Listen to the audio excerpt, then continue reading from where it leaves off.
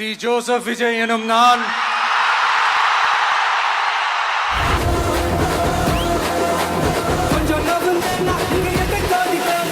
This is a new beginning.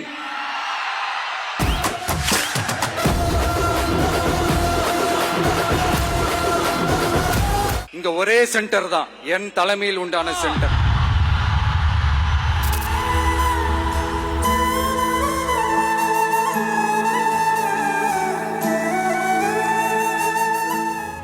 நான் மன்னர் பரம்பரையில் இருந்து வரவில்லை, உங்களில் ஒருவன், சாதாரண உதவி இயக்குனர் குடும்பத்தில் பிறந்தவன் என்று தனது உரையை தொடங்கினார் முதலமைச்சர் விஜய்.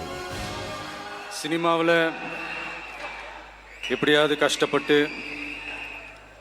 வெற்றி அடையணும்னு இருந்த ஒரு சாதாரண அசிஸ்டன்ட் டைரக்டருக்கு பிறந்த ஒரு பிள்ளையா, எனக்கும் வாழ்க்கையில் வறுமைனா என்னன்னு எனக்கு நல்லாவே தெரியும், பசினா என்னன்னு எனக்கு நல்லாவே தெரியும்.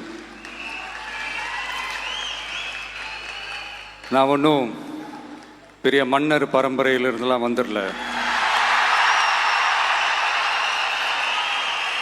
உங்களை மாதிரி தான், உங்களில் ஒருத்த மாதிரி தான், உங்கள் குடும்பத்தில் ஒருத்த மாதிரி தான், உங்கள் புள்ள மாதிரி தான், உங்க மகன் மாதிரி தான், உங்க அண்ணன் மாதிரி தான், உங்க தம்பி மாதிரி தான்.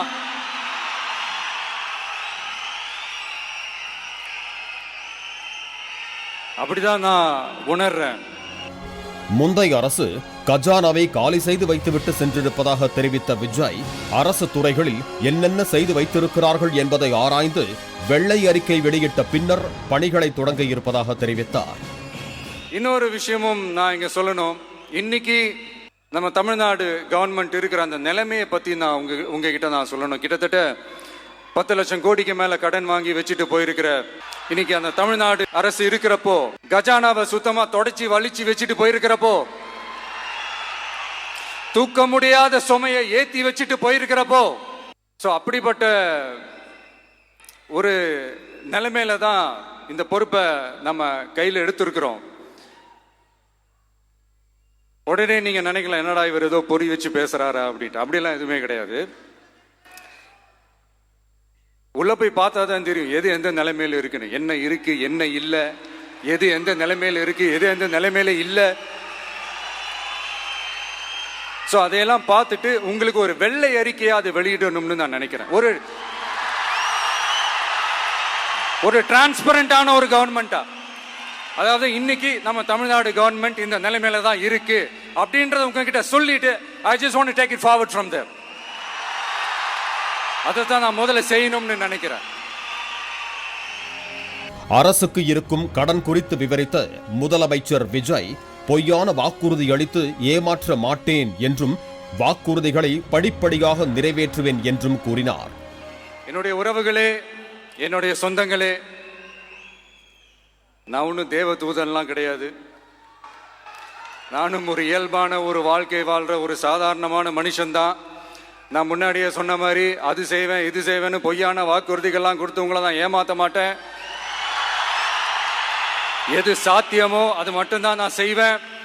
இம்மிடியட்டா உங்க மனசுல ஒரு கேள்வி ஒன்று வரலாம், அப்ப சாத்தியம் இல்லாததை செய்ய மாட்டாங்களா, செய்ய முடியாதா அப்படின்ற ஒரு கேள்வி ஒன்று வரலாம்.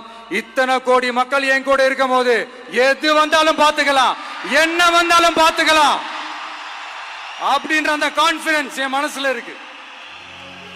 யாரையும் மறைமுகமாக சந்திக்க மாட்டேன், எதையும் ஒளிவு மறைவின்றி செய்வேன், எனக்கு கொஞ்சம் அவகாசம் வழங்குங்கள் என்று கேட்டுக்கொண்ட விஜய், பெண்கள் பாதுகாப்பை ஸ்ட்ரிக்டாக வைத்திருப்பேன் என்றும் உறுதியளித்தார்.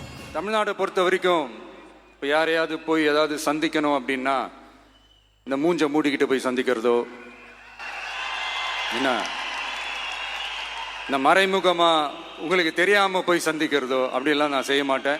எதுவா இருந்தாலும் வெளிப்படையாக ஒளிவு மறைவு இல்லாம தான் நான் செய்வேன். இவ்வளவு பெரிய ஒரு பொறுப்பை என் கையில கொடுத்துருக்கிறீங்க, அதே நேரத்தில் எனக்கு கொஞ்சம் அவகாசமும் நீங்க கொடுக்கணும்னு நான் ரிக்வெஸ்ட் பண்ணி கேட்டுக்கிறேன். நான் சொன்னதையெல்லாம் படிப்படியா நிறைவேற்ற நான் ட்ரை பண்ணுவேன், நிறைவேற்றுவேன். அதே நேரத்தில் எனக்கு கொஞ்சம் அவகாசம் கொடுத்தீங்கன்னா எனக்கு கொஞ்சம் உதவியாகவும் ஒத்துழைப்பாகவும் இருக்கும். இது உங்களுடைய ஆட்சி, பெண்கள் பாதுகாப்பு ரொம்ப ஸ்ட்ரிக்டா வச்சிருப்பேன்.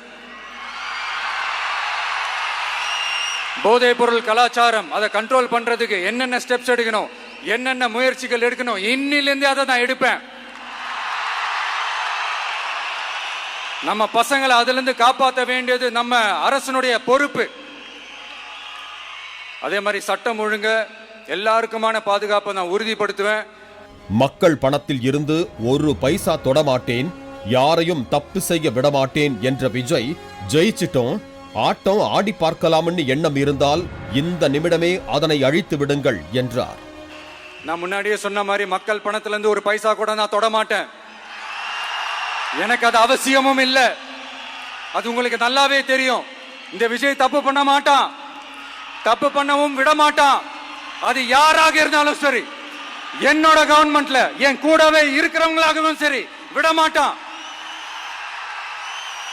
சப்போஸ் யாருக்காவது அப்படி ஒரு எண்ணம் மனசுல இருந்துச்சுன்னா, நம்ம ஜெயிச்சிட்டோம், ஒரு ஆட்டம் ஆடி பார்க்கலாம் அப்படின்ற எண்ணம் யாருக்காவது இருந்துச்சுன்னா இப்பவே இந்த நிமிஷமே அதை எரேஸ் பண்ணிருங்க.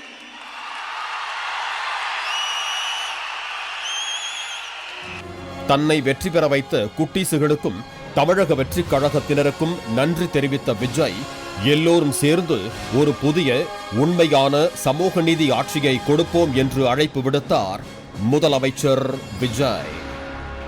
இப்படி ஒரு சூழலை ஏற்படுத்தி கொடுத்த தமிழ்நாட்டு மக்கள், ஒட்டுமொத்த மக்கள், உங்கள் அனைவருக்கும் இந்த நேரத்தில் என்னுடைய நன்றியை தெரிவிச்சு,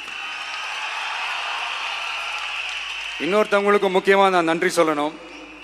அது இந்த விஜய் மாமாவோட குட்டி நண்பா நண்பீஸ்.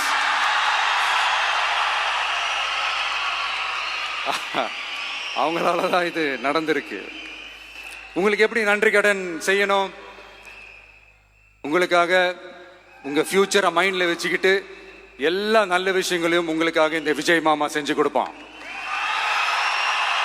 கான்பிடண்டா இருங்க. அதே மாதிரி இன்னொருத்தவங்களுக்கும் நான் முக்கியமா நன்றி சொல்லணும். உங்களை எப்படி நான் மறப்பேன்? நீங்க தான் என்னோட உயிராச்சு. தமிழக வெற்றி கழக தோழர்களே,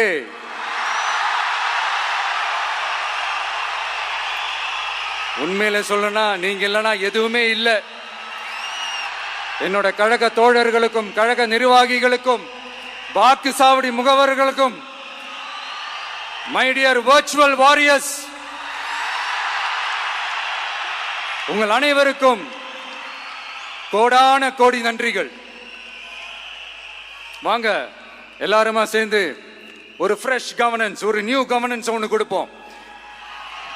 This is a new beginning.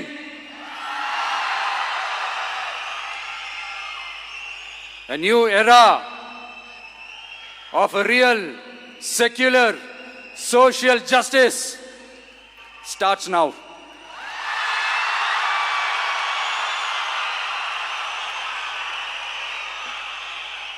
Play store மற்றும் ஆப் ஸ்டோரில் இருந்து பாலிமர் செயலியை QR கோடு மூலம் பதிவிறக்கம் செய்யுங்கள். செய்திகளை உடனுக்குடன் பெறுங்கள்.